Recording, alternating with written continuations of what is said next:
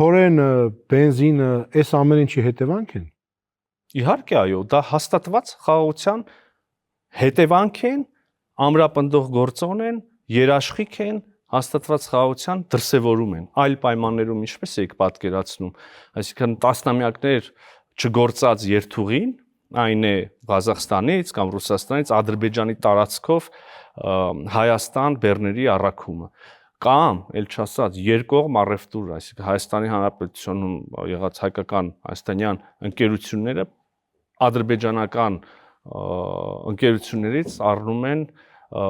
ապրանք, ենել ռազմավարական նշանակության ապրանք, բենզին օրինակ։ Այսինքն ոնց էր սա հնարավոր առանց խաղաղության։ Քննարկվում է, որ ուղղակի Ադրբեջանից մտնեն Հայաստան, ոչ Վրաստանով։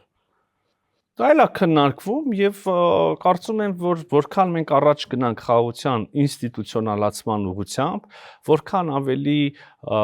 հոգեբանական բարդությունները նաեւ